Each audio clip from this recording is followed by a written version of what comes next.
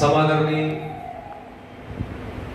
इस पवित्र आर्य समाज के युवा विद्वान श्रद्धेय आचार्य श्री वेदांशु जी,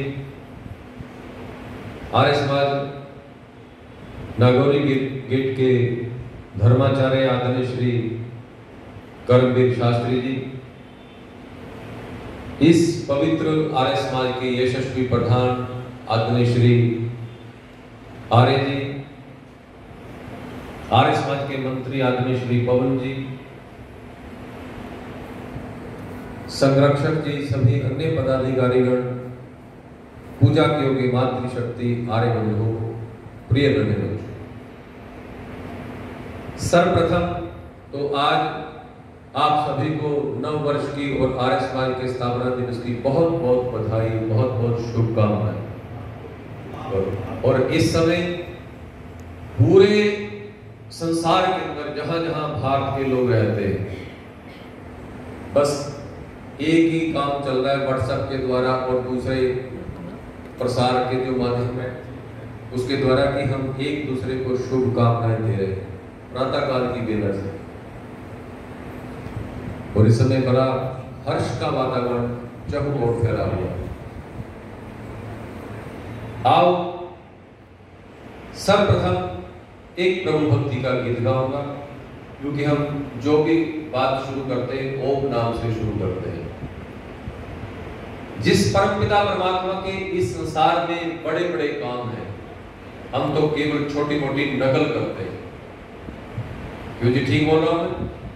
हमने जितने भी साधन बनाए हैं ना, हमने तो नकल करी है, छोटी छोटी नकल। लेकिन जिसके बड़े बड़े काम, तो फिर उसका नाम भी बड़ा हुआ। तो कवि ने कलम उठाई और ये बहुत ही सुंदर गीत लिख दिया। सबसे बड़ा ओम का नाम, पक्षी गण भी जिसको सुबरे, रटे सुबह और शाम, सबसे बड़ा ओम का नाम। क्योंकि मैं जहाँ रहता हूँ पंजाब में हिमाचल प्रदेश साथ में लगता है। हम अपने बेडरूम में जब उठ करके बैठते हैं तो सामने एक खिड़की में से एकदम हमें पहाड़ नजर आता है और पहाड़ के पीछे से जब सूर्य उदय होता है तो उसकी लाल किरणें जब दिखाई देती हैं तो अद्भुत नजारा होता है। और उस समय पक्षियों की आवाज चहचहाने की आती है। प्रातः काल की बेला, हमें कभी अलार्म लगाने की जरूरत नहीं पड़ती। जब पक्षी बोलना शुरू करते हैं आंख खुल जाती है। तो कवि ने संकेत इस तरफ भी कर दिया कि पक्षी गण भी जिसको सुबह, मानो ऐसा लगता है कि जैसे प्रातः काल की वेला में पक्षी भी उस परमपिता परमात्मा का गुणगान कर रहे थे। आओ इस गीत को मिल करके गाएं। जब हमारे शास्त्री जी भजन गा रहे थे बड़ा आनंद आ रहा था, बहुत अच्छा गाते हैं। अभी नया कीबोर्ड लिया उन्होंने, अभ्यास जैसे जैसे जुड़ता जाएगा वैसे वैसे और निखार आएगा। तो ये आप लोगों को संकेत कर रहे थे कि पीछे पीछे गाओ, और मैंने नोट किया कि उनको 2 बार कहना पड़ा। तो मुझे कहने की जरूरत ना पड़े ऐसी मैं आशा करता हूं। लेकिन मैं इतनी बात जरूर कहना चाहता हूं कि जिसको सत्संग में आकर के भजन गाने का सुअवसर प्राप्त हो गया वो तो दुनिया का सबसे बड़ा आदमी बन गया। वो तो शहंशाह होता है जो परमपिता परमात्मा की भक्ति के गीत गाता है, उसके बराबर भला कौन हो सकता है। तो अब अपने आप आपने देखना कि आपको किस लेवल का बनना है, शहंशाह बनना है कि साधारण आदमी बनना है। ये जो जुबान दी है ना बड़ी कीमती है। हम अपनी दिनचर्या में 80% झूठ से ज्यादा बोलते हैं। ठीक बोल रहा हूं नहीं मैं? जहां नहीं भी बोलना चाहिए वहां भी बोलते हैं, तो लेकिन जहां बोलना चाहिए वहां हमारी आवाज नहीं निकल पाती। आओ, बहुत ही सुंदर इस गीत के भाव हैं। मुझे ये भजन बहुत ही प्रिय लगता है। इस भजन को गाते समय आनंद मिलता है। आइए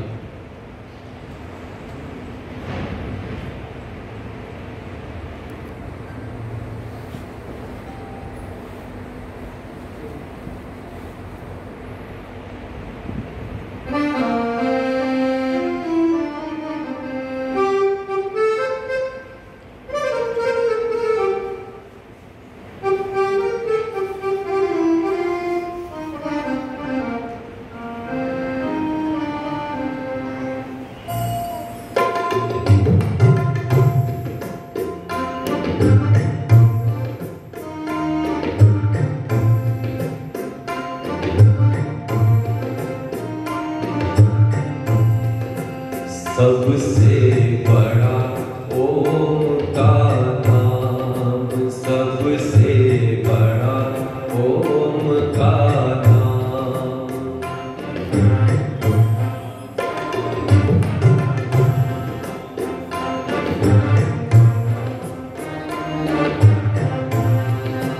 सबसे बड़ा ओम का नाम, सबसे बड़ा ओम का नाम।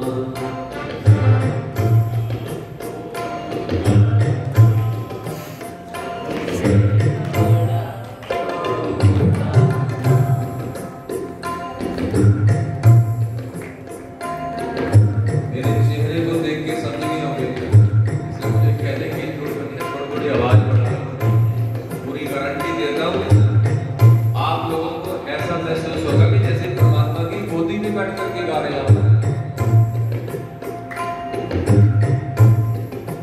सबसे बड़ा ओम का नाम, सबसे बड़ा ओम का नाम।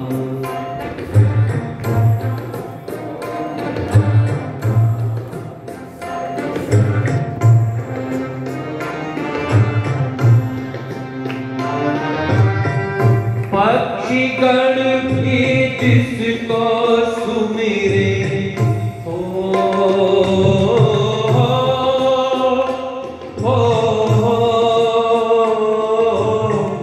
पक्षी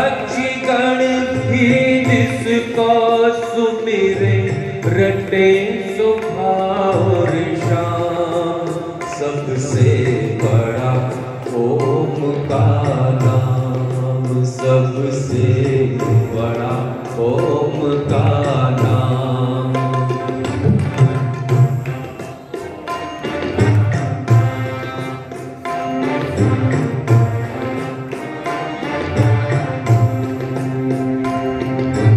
ओम सुधारस तू पीता जा,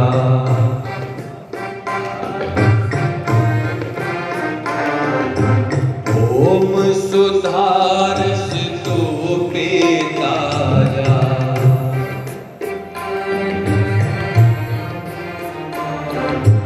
पी पी कर प्रेमी देता जा,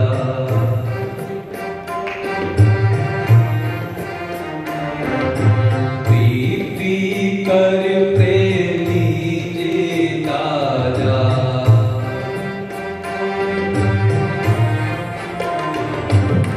बिना मोल ये ओम नाम है,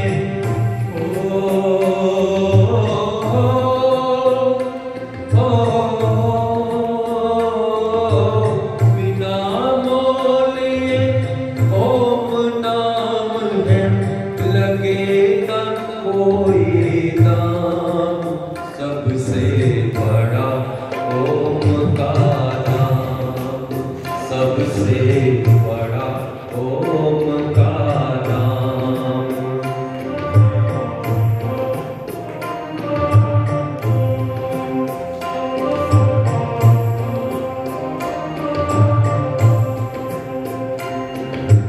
ऋषि मुनियों ने ओम ही ध्याया,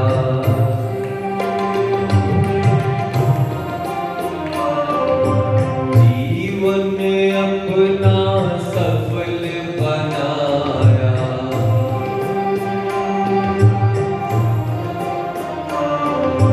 ऋषि मुनियों ने ओम ही ध्याया,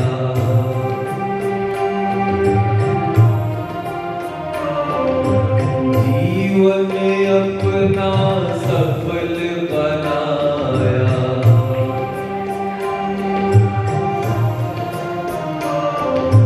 प्रथम वेद में ओम ही आया,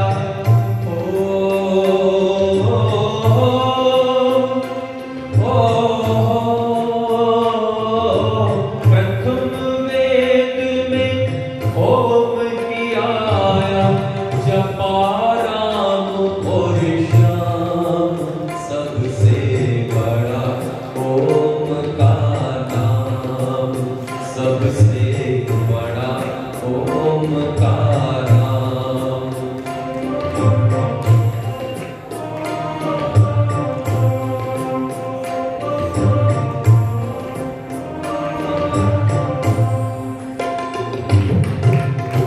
देखिए कितना सुंदर लिखा है,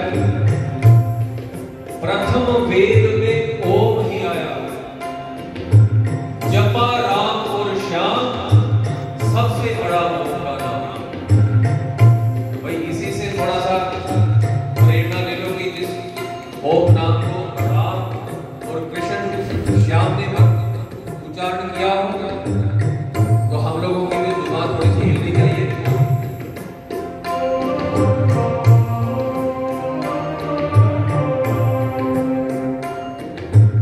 ओम नाम से सब दुख भागे,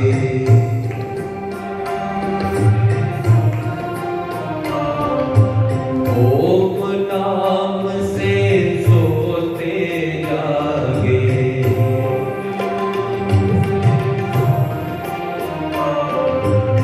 ओम नाम से सब दुख भागे,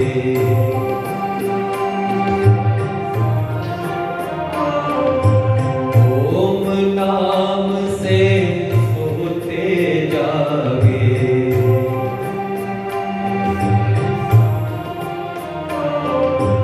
विषय विकारों में न फंसना,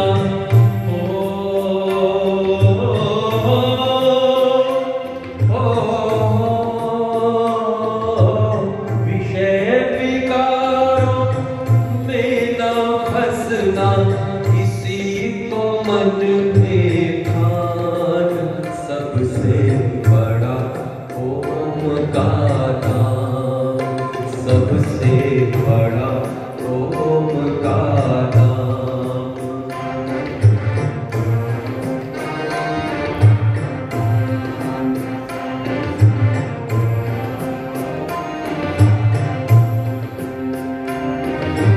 पक्षी गण भी जिसको सुमिरे, रटे सुबह और शाम, सबसे बड़ा ओम का नाम, सबसे बड़ा ओम का नाम, सबसे बड़ा ओम का नाम।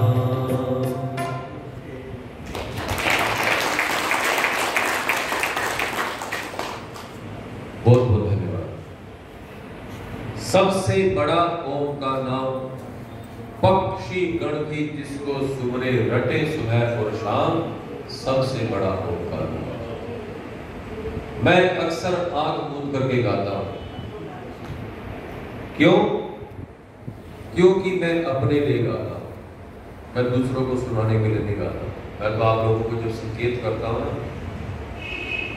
कि आप भी साथ गा लो, यानी कि जो आनंद मुझे मिल रहा भजन गाने में आप लोगों को भी मिल जाए तो बस फिर तो क्या बात है। एकदम आगे बढ़ता हूं। अब एक भजन, फिर वही बात कि मिल करके गाते हैं। अब तो मुझे कहते हुए डर सा लगता है, क्योंकि मिल करके आप लोगों की आवाज तो निकल नहीं रही। मैं तो पंजाब में रहता हूँ, पंजाब में तो हम लोगों की जान आ जाते हैं, लोग मुद्दा पकड़ के खींच लेते हैं कि आज कोई आपने ऐसा गीत क्यों नहीं गाया जो सब मिल करके गाया। क्योंकि जो काम सब मिल करके किया जाता है ना, उसका तो रंग ही अलग होता है, उसमें जो आनंद मिलता है उसकी आप कल्पना नहीं कर सकते। आप घर में बैठ करके जितने प्रकार के पकवान बना करके डाइनिंग टेबल पे बैठ करके खा लो, लेकिन जो लंगर में बैठ करके नीचे टाट के ऊपर लोगों के बैठ के साथ बैठ करके दाल फुल्का खाने का आनंद मिलता है ना, वो कहीं दूसरी स्थान के ऊपर नहीं मिलता, क्योंकि वो सम्मिलित रूप से होता है, उसमें कोई बड़ा छोटा कोई नहीं। आप अपने घर में जितना मर्जी, पता नहीं भजन गाते कि नहीं गाते, वो आप जानोगे, ये आपका अपना मैटर है। लेकिन ये सत्संग भवन ये इसीलिए बनाया गया है कि यहाँ सम्मिलित रूप से बैठ करके आप बड़ी श्रद्धा के साथ परम पिता परमात्मा की भक्ति के गीत गा सकते हैं। यहाँ कोई किसी व्यक्ति की भक्ति के गीत थोड़ी गाए जाते हैं। फिर तो हम कहेंगे नहीं कि बैठ करके यहाँ अरविंद केजरीवाल जी का गीत गा दो, गा लोगे? आवाज ही नहीं निकलेगी आपकी। केजरीवाल की तो वैसे नहीं निकलेगी। अब मुझे आज का जो सुंदर दिन है, जिसकी मैं कहता हूं कि पूरे भारतवर्ष के अंदर नहीं बल्कि पूरे संसार के अंदर एक खुशी का वातावरण बना हुआ है, तो उस परमात्मा का हम धन्यवाद करते हैं कि आज का अवसर हमें यह प्राप्त हुआ है। तो कवि ने कलम उठाई और ये बहुत ही सुंदर गीत लिख दिया। धन्यवाद प्रभु आपका प्यार भरा दिन आया है, हम सबको ये आज का शुभ अवसर दिखलाया है। अब आप लोग गा लेना, आपको संकेत करूंगा, नहीं तो मेरा बाजा तो पीछे पीछे बजेगा। मैंने एक ऐसा कीबोर्ड भी खरीदा हुआ, मैं हमारे श्रद्धेय जी पुरीत जी आगे एक बार जोरदार तालियां हम सौभाग्यशाली हैं कि ऐसे विद्वान हमारे बीच में। तो मैंने एक ऐसा कीबोर्ड खरीद लिया, वो भी किसी कार्यक्रम में नहीं बजा, 1,30,000 रुपए का खरीदा। उसमें क्या खासियत है? बस वो तो एक समझो कि फिल्म इंडस्ट्री का सबसे बड़ा साज है। उसको मुझे दोबारा कोई साज खरीदने की जरूरत नहीं है। कोई फंक्शन नए आएंगे तो उसी के अंदर उसको अपडेट हो जाएगा, वो की सारी वो सिस्टम सारा वही रहेगा। इधर मैं भजन गाऊंगा, सबसे बड़ा ओम का नाम, पक्षी गण भी जिसको सुमरे, रटे सुबह और शाम। पीछे पीछे फिर मेरे कीबोर्ड गाएगा मेरी आवाज को पकड़। और वो मेरी मर्जी होगी कि पीछे पीछे 16 जने गाएं कि 8 जने गाएं, यानी कि बराबर का बैलेंस करके। और एक तरफ जिधर हमारी माताएं बहनें बैठी हैं उन स्पीकरों के अंदर महिलाओं की आवाज आएगी, और जिधर पुरुष बैठे हैं उधर पुरुषों की आवाज आएगी। यानी कि लाभ किसको मिलेगा कि वो गाने का? मुझे ही मिलेगा ना, और मेरे इस कीबोर्ड को मिलेगा। ये तो बेचारे जड़ चीज है ना, ये तो सिर्फ साथ देगा। और मुझे ऐसा लगता है कि साथ साथ जब लोग नहीं गाएंगे तो मुझे उसका इस्तेमाल करना पड़ेगा। तो आओ ध्यान में रख करके गीत के भाव, सबसे बड़ा जो काम होता है ना सत्संग में, वो भाव होते हैं कि जो बात कही जा रही है उसका मुद्दा क्या है, कवि क्या कहना चाहता है, या भजनोपदेशक क्या समझाना चाहता है। आओ इस गीत को मैं आपके सेवा में प्रस्तुत कर रहा हूं। उस परम पिता परमात्मा का धन्यवाद करना चाहिए जिस परम पिता परमात्मा ने हमें ये आज का दिन दिखाया। आइए आइए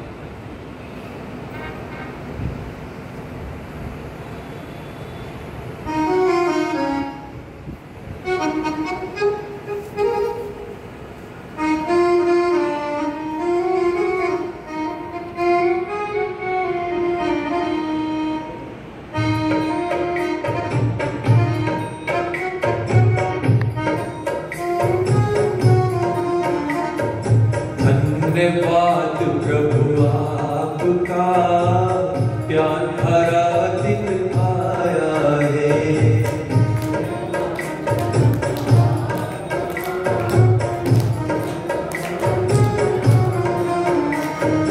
धन्यवाद प्रभु आपका, प्यार भरा दिन आया है।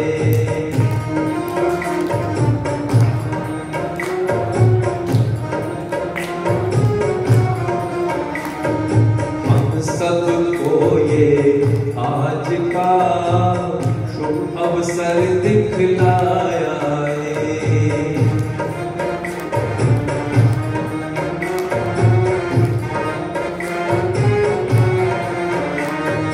हे परमेश्वर कृपा आपकी सचमुच बड़ी निराली है।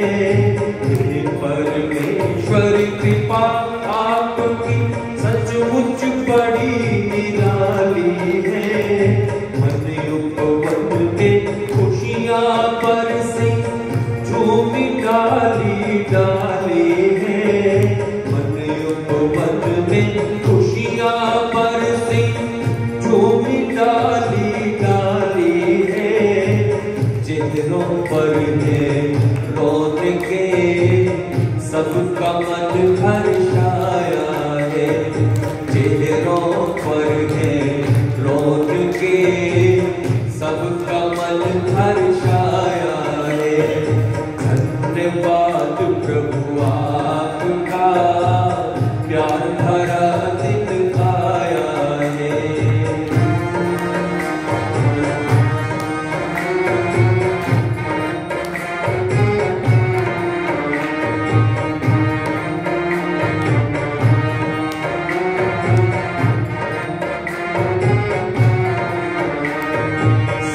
मिलकर सत्संग में बैठे आगे सभी के जागे हैं। सब मिलकर सत्संग में बैठे आगे सभी के जागे हैं। सुनी प्रभु के नाम की चर्चा मन के क्षण से भागे हैं। सुनी प्रभु के नाम की चर्चा मन के क्षण से भागे हैं। नर जीवन के सार को वेदों ने समझाया है। धन्यवाद प्रभु आपका, प्यार भरा दिन आया है। हम सबको ये आज का अवसर दिखलाया है।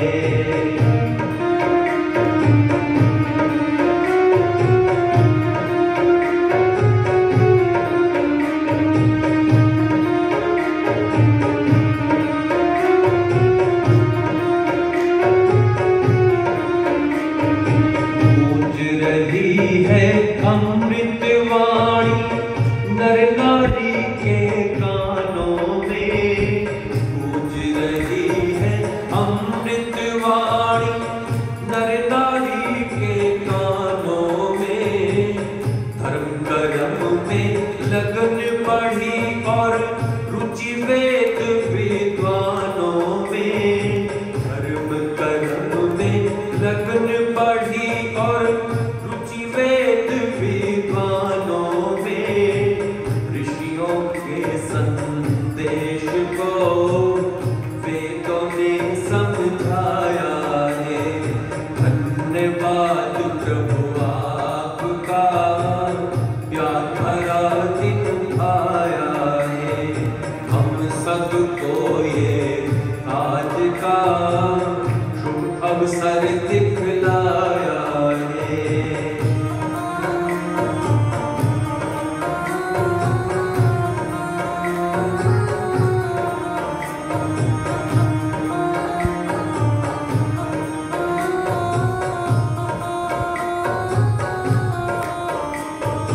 मिलकर तेरी महिमा गावे, मिलकर तेरी महिमा गावे, सदा करो कल्याण प्रभु। मिलकर तेरी महिमा गावे, सदा करो कल्याण प्रभु। जगे दिलों में श्रद्धा भक्ति ऐसा तो वरदान प्रभु। जगे दिलों में श्रद्धा भक्ति ऐसा तो वरदान प्रभु। पथिक तेरे उपदेश को जीवन में अपनाया है। धन्यवाद प्रभु आपका, प्यार भरा दिन आया है। हम सबको ये आज का शुभ अवसर दिखलाया है।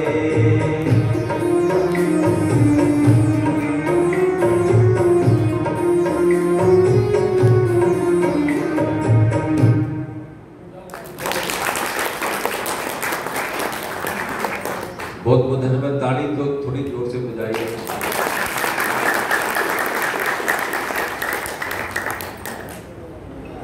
बहुत बहुत धन्यवाद। धन्यवाद प्रभु आपका, प्यार भरा दिन आया है। हम सबको ये आज का शुभ अवसर दिखलाया। हम सौभाग्यशाली हैं जो हमें ये सत्संग का अवसर प्राप्त हुआ है। आपने बहुत अच्छा गाया थी। बहुत धन्यवाद। बस हमारे जी धन्यवाद। ये पारितोषिक के रूप में देखिए प्रधान जी ने और हमारे आर्य बंधु जी ने, राम कुमार जी रावलवासी, उन्होंने भी मुझे 1000 रुपया प्रधान जी ने दे दिया। कोई आदमी नहीं जो इनको नहीं जानता, तो ऐसे है। बहुत अच्छी बात है। बहुत सही बात। जोरदार ताली। देखिए जिनके जीवन की सुगंधी चारों तरफ फैलती है, उसके पीछे कोई ना कोई रहस्य तो छुपा होता है। उनका जीवन हर प्रकार से, यानी कि उनसे लोग प्रेरणा लेते हैं, इसीलिए लोग सब लोग जानते हैं। इस समय बहुत ही सुंदर वातावरण बना हुआ है। मैंने आपकी सेवा में इस गीत को प्रस्तुत किया। आओ अब एक भजन इसी प्रकार का ही प्रभु भक्ति का प्रस्तुत करना चाहता हूं, जिसमें उस परमात्मा से एक बहुत ही सुंदर कामना की गई। कैसी कामना की गई? हो सकता है आप लोगों ने इस भजन को सुना होगा, लेकिन मुझे ये भजन बहुत ही प्रिय लगता है। हे ज्ञानवान भगवान, हमको भी ज्ञान दे, करुणा के 4 छींटे करुणा निधान दे। और आगे चल करके इसमें बहुत ही सुंदर लाइनें आएंगी। उपकार भावना से निर्भीक सत्य वाणी। देखिए क्या कमाल करेगा। प्रार्थना करो तो ऐसी होनी चाहिए प्रार्थना, यानी कि मन के अंदर भावना तो उपकार की होनी चाहिए। उपकार भावना से निर्भीक सत्य वाणी, मीठे ही शब्द बोले ऐसी जुबान दे दो, हे ज्ञानवान भगवान हमको भी ज्ञान दे दो। आइए भजन मैं गाऊंगा, लेकिन अब आप लोग बड़े ध्यान से सुनेंगे, आनंद लेंगे। आइए सुनिए।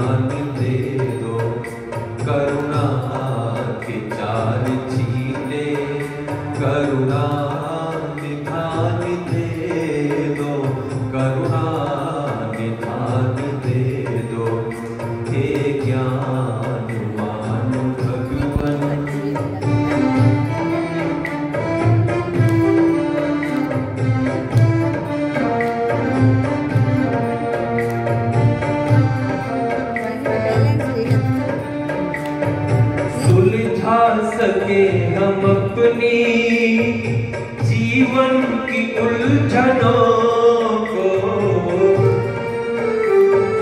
सुलझा सके हम अपनी जीवन की उलझनों को, जीवन की उलझनों को प्रज्ञानितंब राशि बुद्धि का दान दे दो, बुद्धि का दान दे दो, प्रज्ञानितंब राशि बुद्धि का दान दे दो, बुद्धि का दान दे दो, हे ज्ञानवान भगवन।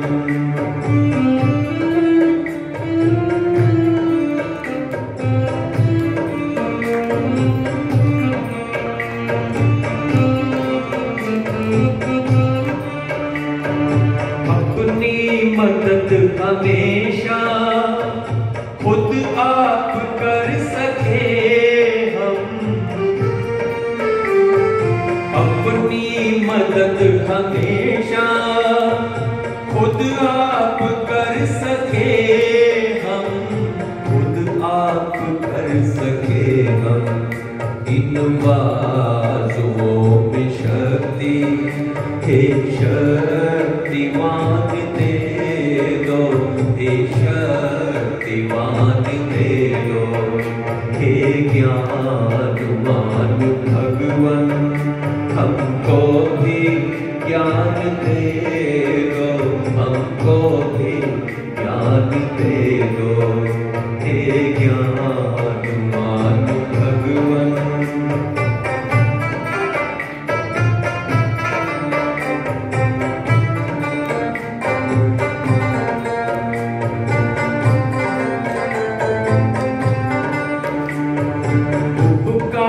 भावना से निर्भीक सत्यवाणी, उपकार भावना से निर्भीक सत्यवाणी, निर्भीक सत्यवाणी, मीठे शब्द बोले ऐसी जुबान दे दो, ऐसी जुबान दे दो, मीठे शब्द बोले ऐसी जुबान दे दो, ऐसी जुबान दे दो, हे ज्ञानवान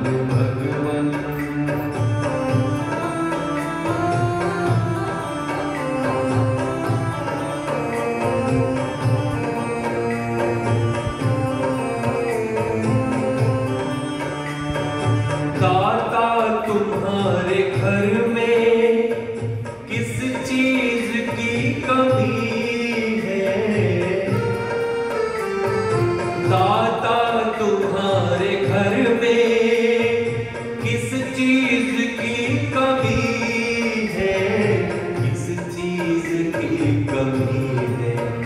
चाहो तो निर्धनों को दौलत की खान दे दो, दौलत की खान दे दो। हे ज्ञानवान भगवान हमको भी ज्ञान दे दो, हमको भी ज्ञान दे दो। हे ज्ञानवान भगवान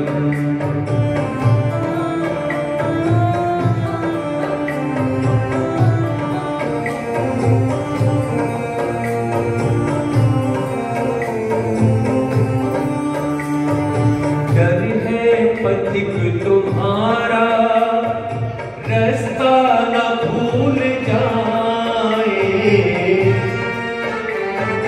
डर है पथिक तुम्हारा रास्ता न भूल जाए, रास्ता न भूल जाए। भक्तों की मंडली में हमको भी स्थान दे दो, हमको भी स्थान दे दो। भक्तों की मंडली में हमको भी स्थान दे दो, हमको भी स्थान दे दो। हे ज्ञानवान भगवान हमको भी ज्ञान दे दो, हमको भी ज्ञान दे दो। हे ज्ञानवान भगवान।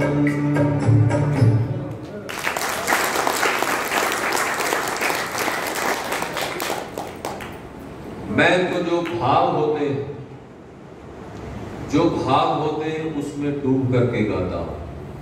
हे ज्ञानवान भगवान हमको भी ज्ञान दे, और मुझे आगे से आगे ज्ञान मिलता ही जाता है। इस कीबोर्ड के अंदर रात में 1 बजे सोया, 1 बजे। हमारे आचार्य पुरीत जी भी जानते हैं कि मैं चलते समय अपना कीबोर्ड उठा करके ऊपर कमरे में ले गया, क्योंकि मुझे बहुत सारे ऐसे भजन हैं जिनकी ताल मेरे पास नहीं है, लेकिन गीत जो भजन है वो बड़े प्रभावशाली है। तो वो मैंने डाउनलोड किए, फिर मैंने इसके अंदर लोड किए। मैं तो केवल इतना कहना चाहता हूं कि हे ज्ञानवान भगवान, उससे ज्ञान की कामना करो, बाकी तो सारी की सारी चीजें अपने आप ही मिल जाती हैं। जिसके पास बुद्धि होती है संसार की हर एक चीज को प्राप्त कर सकता है। इस गीत में फिर वही बात दोहराता हूं, उपकार भावना से निर्भीक सत्यवाणी। और आगे क्या लिखा है? मीठे ही शब्द बोले ऐसी जुबान दे दो। हे ज्ञानवान भगवान हमको भी। लेकिन ये जो छोटी सी जुबान है ना हमारे मुख में, ये काबू में नहीं रहती। हमें कोई छोटा सा कुछ कह करके देखे, फिर हमारा प्रयास रहता है कि हम उसको ऐसा उत्तर देने की कोशिश करते हैं कि मन के अंदर ये रहता है कि आदमी याद रखे कि किस व्यक्ति के साथ पाला करना। परमात्मा ने मुझे और आपको जुबान केवल मीठा बोलने के लिए दी थी। सारे शरीर के अंदर, अंग के अंदर हड्डी फिट करी है परमात्मा ने, लेकिन जुबान के अंदर हड्डी नहीं। ये बड़ी नरम और मुलायम, बड़ी सावधान रहती है, बड़े कठोर दांतों के बीच में बड़ी श्रद्धा के साथ काम करती है। बोलने का काम भी करती है और चखने का काम भी करती है। और फिर जब हम रोटी के टुकड़े मुख में डाल करके चबाते हैं ना, कोशिश कर कल्पना करके देखो कि अगर ये जुबान ना होते तो फिर उन रोटी के टुकड़ों को बारंबार पीछे जाड़ की, अगर इधर की जाड़ खराब हो ना तो दूसरी तरफ लेके जाती है, खींच के सामान को दांतों के पीछे लेकर के आती ताकि पिस जाए। और बड़ी सावधानी से करती है, अपने आप ही करती है। हम तो टीवी देखते रहते हैं, तोड़ करके खाते रहते हैं, लेकिन ये बड़ी सावधानी से काम करती है। तो जैसा मैंने कहा कि हम वाणी का कई बार बड़ा कठोर प्रयोग करते हैं। एक बार मैं हंसी की बात मुझे याद आ गई, सुना देता हूँ आप लोगों को। बस स्टैंड में बस खड़ी हुई थी, उसमें तकरीबन सवारियां भर चुकी थी। ये बच्चों बात मत करो, ये तीनों के बच्चे बहुत बात करते हैं, ध्यान देते करो। बस स्टैंड के अंदर बस खड़ी हुई थी, उसमें तकरीबन सवारियां बैठ चुकी थी। इतने में क्या हुआ, ड्राइवर साहब आए और अपनी खिड़की खोली और ड्राइवर आकर के अपनी सीट के ऊपर बैठ गए। जैसे ही ड्राइवर सीट के ऊपर बैठा, पीछे बैठी सवारी एकदम बोली जोर से, क्या बोली, भाई साहब जी आप खटारा कितने बजे चलना। देखिए अभी बस की हालत जैसी मर्जी हो, है ना, ड्राइवर तो उसमें धूप बत्ती करता, उसकी तो रोजी रोटी का सवाल होता है, बड़ी श्रद्धा से बस को चलाता है। तो जैसे कहा ना कि खटारा कितने बजे चलना, तो वो ड्राइवर को भी थोड़ा महसूस हुआ। वो पीछे मुड़ा घूम करके उसकी तरफ देख करके पता क्या कहता है, जदों तुहाडे वर्गे कूड़े करकट दे नाल भर जाएगा ते आप ही चल गए। दिया ना उसने उत्तर, अच्छा फर्स्ट क्लास उत्तर दिया उसने। और फिर आगे से फिर सवारी कुछ और उत्तर देती, फिर पता क्या होना था, फिर झगड़ा पैदा होना था। क्योंकि वाणी का जब एक कठोर बोले दूसरा भी उसका उत्तर दे, फिर आगे लड़ाई झगड़ा ही होता है। फिर क्या होना था, कुछ दूर तक बस चलनी थी, इस ड्राइवर ने जाकर के शहर के बाहर जाकर के उसको साइड पे लगा देना, नीचे उतार करके कि इसकी ब्रेक फेल हो गई है ना, पीछे से दूसरी पंजाब रोडवेज की बस आएगी, उसमें आप भेज देंगे। यानी कि वाणी का गलत प्रयोग करके हमें नुकसान होता है। आप ये ना सोचो कि हम दूसरे को कुछ ऐसा बोल करके समझते हैं कि बस हमने जंग जीत ली। सबसे पहले तो आपका ही ब्लड प्रेशर हाई होता है। आप तो, क्योंकि आप तो पहले से कल्पना कर रहे हैं ना कि मैंने बोलना कैसा भी। उपकार भावना से निर्भीक सत्यवाणी, मीठे ही शब्द बोले, ऐसी जुबान दो। ऐसी प्रार्थनाएं करके तो देखो संध्या के समय, तो प्रातःकाल की वेला में संध्या के लिए बैठते तो बस डूब करके भावुक होकर के बैठना चाहिए। हम भावुक नहीं हो रहे, अब हम कठोर हो गए, हमारे में कठोरता आ गई। भजन गा रहे थे, ना कोई साथी सखा सहेला, विजय के पथ पर चला अकेला। जब ये लाइनें आती ना दूसरी, किसी ने उसको जहर पिलाया, मैं तो कई बार मेरी आंखों में आंसू निकल जाते हैं। पता कब निकलेंगे आंसू, जब आपका घर का सदस्य होता और उसके साथ ऐसा हुआ होता, उसको जहर पिलाया होता, पत्थर मारे होते, अपमान किया होता, धक्के मारे होते, उठा करके गंगा में फेंकने की योजना बनती, फिर आप भावुक होते। अपने ऊपर घटित करके थे, हम तो बड़े कठोर होकर के बैठते। लाइनें देखो क्या कहना चाहती, किसी ने उसको जहर पिलाया, किसी ने तलवार से डराया, किसी ने मारा उठा के ठेला, विजय के पथ पर चला अकेला। ये आर्य समाज की स्थापना जो कर गया, समझो एक दुनिया के अंदर एक तहलका मच गया। और ये आर्य समाज ना होती तो कल्पना करके देखो हम क्या होते। आपका मुझे नहीं पता मैं क्या होता फिर, अगर मेरा जन्म ऐसे परिवार में ना होता जो जन्मजात से आर्य समाज के साथ संबंधित था। हमारे दादाजी आर्य समाज, पक्के आर्य समाज, हमारे तो खून में आर्य समाज। मैंने रेफ्रिजरेशन एयर कंडीशन मैकेनिक का डिप्लोमा किया था। मैं इलेक्ट्रॉनिक्स जितने भी ये साल खराब हो जाए, मैंने आज तक कहीं मार्केट में ठीक नहीं करवाया, खुद करता हूँ। इलेक्ट्रॉनिक्स का काम भी करता हूँ, मुझे नॉलेज है। ये जितने भी यंत्र साउंड सुन के लगे हुए, मुझे परमात्मा ने अच्छा ज्ञान दिया, मुझे पता है, क्योंकि मैं तुक्का लगा करके काम नहीं करता हूँ। पहले मैं जड़ तक जाता हूँ कि इसमें फॉल्ट पड़ा था, क्यों पड़ा। तो मैं क्या कहना चाहता था, हाँ मैं ये कहना चाहता था कि मेरी लाइन तो कोई और थी, लेकिन परमपिता परमात्मा ने जो मुझे गाने की कला दी थी, वो मैंने बचपन से लेकर के अभी तक प्रभु भक्ति के गीत और राष्ट्र भक्ति के गीत गाए। तीसरी प्रकार का गीत मैं गाता नहीं, क्योंकि मैं इतना सस्ता नहीं हूं। ये जो पॉप सिंगर पैदा हो रहे हैं ना, सब पंजाब से हो रहे हैं। जब मैं पढ़ता था तो मेरे सिख भाई भी, मेरे दोस्त मित्र थे, पढ़ते थे, क्लास फेलो थे, मेरे को क्या कहते थे, तुसी कोई पॉप सिंगर क्यों नहीं बन जाते। समझ गए बात। यानी कि तुसी पॉप सिंगर बन जाते हो, जैसे दिलेर मेहंदी हो रहा है, दूसरे ऐसे लोग। तो मैं आपको कहता हूँ भाई साहब मुझे डिवोशनल सिंगर ही रहने दो। पॉप सिंगर का मतलब होता है पापी सिंगर। जब परमात्मा ने गाने की कला दी तो कूल जरूर किस्म के गीत गाओगे तो पापी सिंगर हो जाओगे, है ना। दिलेर मेहंदी क्या गाता रहा सारी उम्र, हाय रब्बा हाय रब्बा हाय रब्बा हाय रब्बा, है ना। जब पटियाला के अंदर कबूतरबाजी के केस में पंजाब पुलिस का डंडा दिखा तो फिर हाय रब्बा तो अपने आप कहने एक गाता रहा, निंद्रा नहीं आंदिया, निंद्रा नहीं आंदिया। मैंने कहा मेरे पास आ, मैं तेरे को दिखाऊंगा कोई कुआं, उसमें छलांग मारना, फिर तेरे को नींद आएगी। यानी कि कुछ अच्छा गाने नहीं, परमात्मा ने गाने की कला दी तो फिर बढ़िया गा, उसी के रास्ते के ऊपर निछावर कर दो, उसी का दी हुई आवाज नाम जप ले संगत विच आके ते श्वासां नूं ना रोक लो। क्या कमाल का शब्द कीर्तन जगाधरी वाले भाई हरबंस सिंह रागी उन्होंने गाया। बस में बैठ जाओ, कहीं शब्द कीर्तन चलता हो, आपको घंटों का सफर का पता नहीं चलेगा कहां चला। संगीत तो जादू का नाम है, और शब्द अगर अच्छे शब्द हो संगीत के साथ जुड़े हुए, बस फिर तो कल्याण ही कल्याण है। आओ एक गीत और कहूंगा अभी, अब तो समय है मेरा काम से।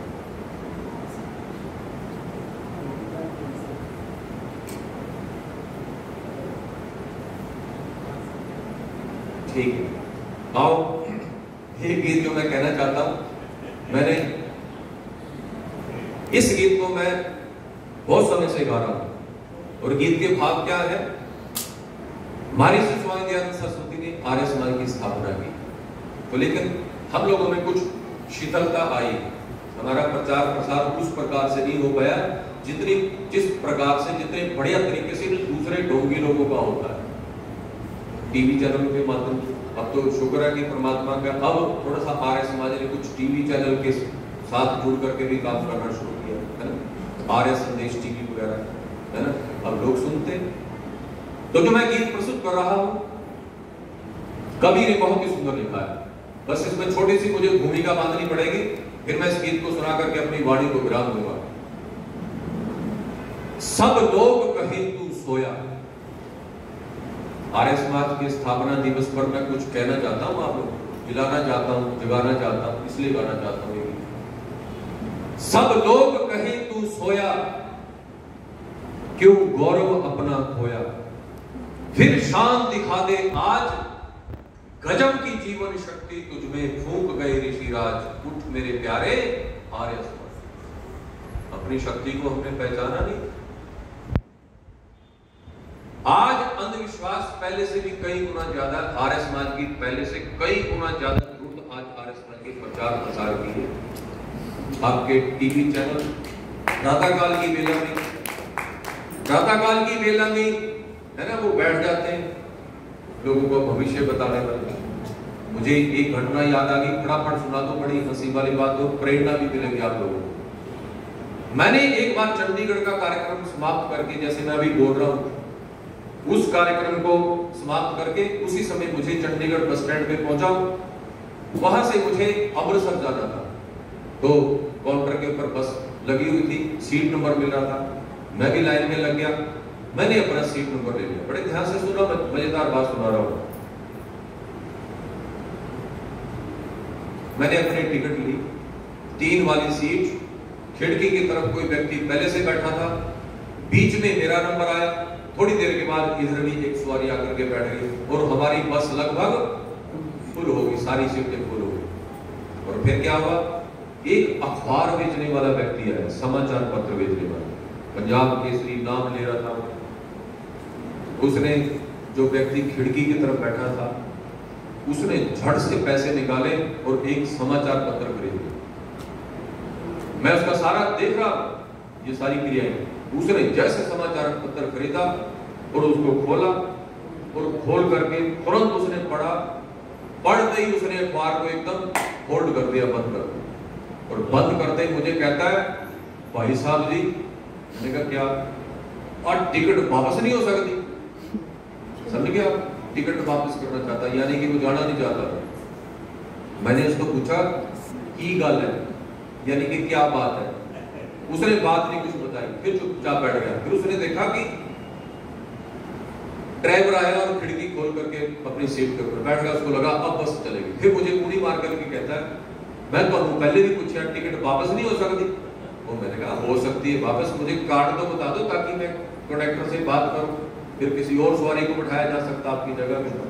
अब उसने एक काम किया जो पहले नहीं किया था, बोला तो कुछ नहीं, लेकिन जो अखबार फोल्ड करके रख दी वो खोल करके मेरे सामने कहता है उंगली रख करके एनू पढ़ के देखो। जहां उसने उंगली रखी मैंने सोचा कोई घटना कोई ऐसी सूचना होगी जो उससे संबंध कर रखती होगी, तो उंगली उसने रखी, कहता एनू पढ़ के देखो। जब मैंने पढ़ के देखा पता क्या था, आज यात्रा ना करें जान को खतरा है। समझ गए उसकी बीमारी क्या थी? उसने उंगली रखी राशि फल के ऊपर।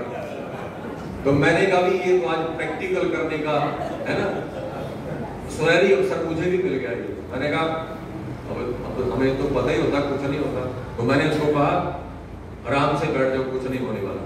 तो मुझे कहता है फिर के रास्ते से कुछ हो गया तो फिर तुसी जिम्मेवार होंगे ना? मैंने कहा हाँ मैं ही जिम्मेवार हूं। मैंने बड़ी चालाकी से उसकी जिम्मेवारी ले ली। वो कैसे? मान लो एक्सीडेंट हो गया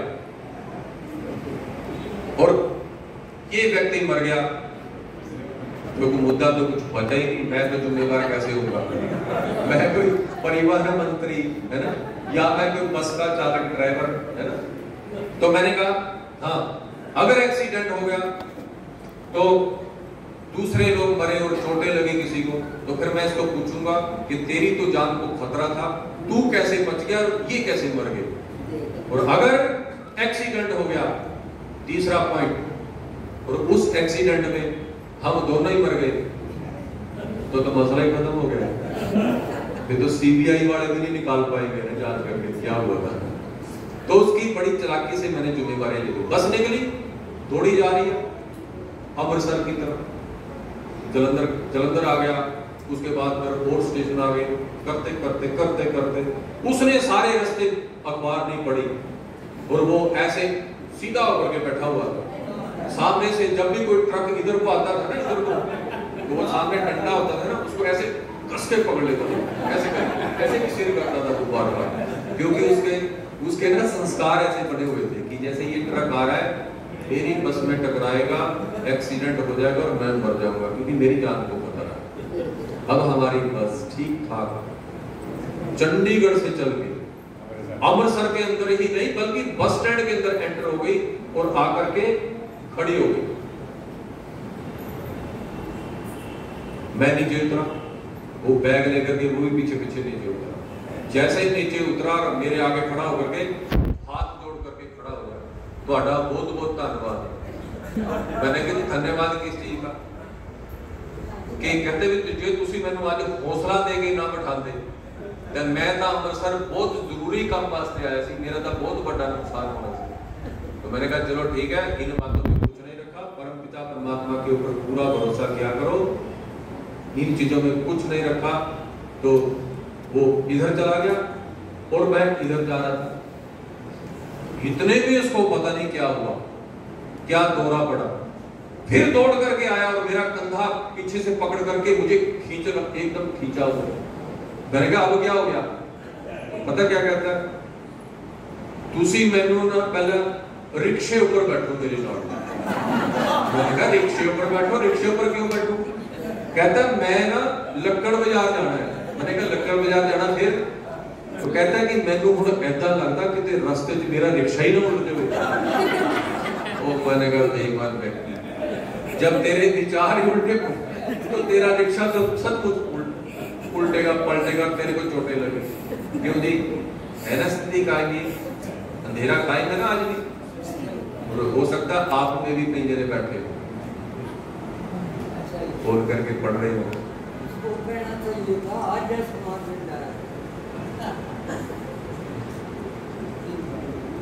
ये अंधेरा आर्य समाज महर्षि स्वामी दयानंद सरस्वती ने इसीलिए बनाई थी कि अंधेरा कायम नहीं रहना चाहिए।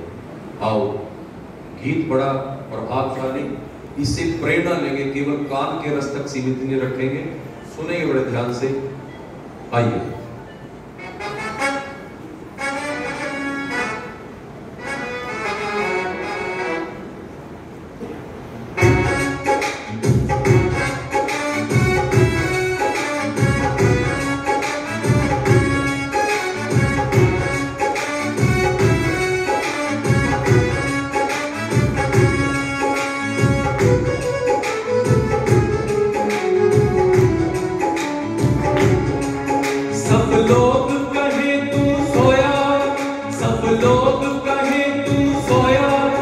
क्यों गौरव अपना खोया, फिर शान दिखा दे आज।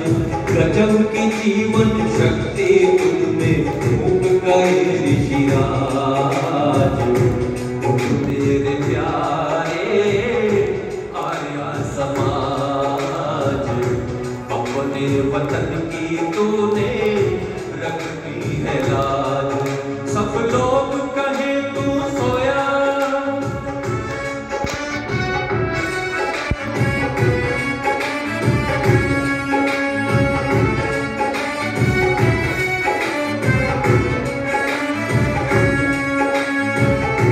जब से तूने चादर तानी, जब से तूने चादर तानी, करने लगे हैं सब मनमानी। तेरे खून में गर्मी आए, उठकर वैदिक घोष बुलाए, सबकी मिटे फिर आज। गजब की जीवन शक्ति तुझमें फूंक गए ऋषिराज। उठ मेरे प्यारे आर्या समाज, अपने वतन की तूने रखनी है लाज। सब लोग कहे तू सोया,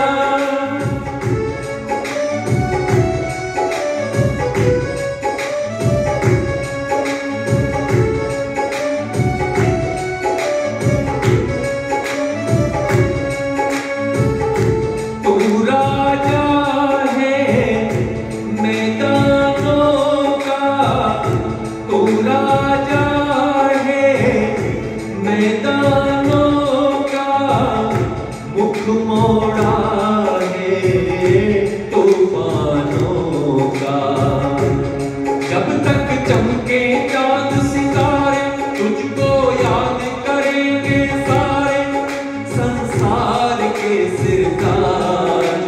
गजब की जीवन शक्ति तुझमें फूंक गए ऋषिराज। उठ मेरे प्यारे आर्या समाज, अपने वतन की तूने रखनी है लाज। सब लोग कहे तू सोया,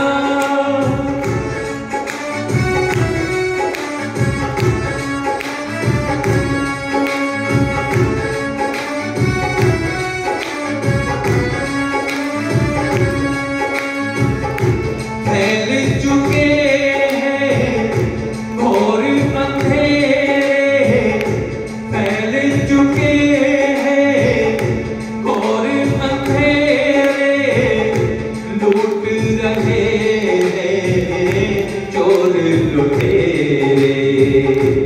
घर के लुट जाने पे जगेगा, घर के लुट जाने पे जगेगा, तेरे सर पे कलंक लगेगा दुनिया की एक आवाज। गजब की जीवन शक्ति तुझमें फूंक गए ऋषिराज। उठ मेरे प्यारे आर्या समाज, अपने वतन की तूने रखनी है लाज। सब लोग कहे तू सोया, क्यों गौरव अपना खोया, फिर शान दिखा दे आज। गजब की जीवन शक्ति तुझमें फूंक गए ऋषिराज। उठ मेरे प्यारे आर्या समाज, अपने वतन की तूने रखनी है लाज। उठ मेरे प्यारे आर्या समाज।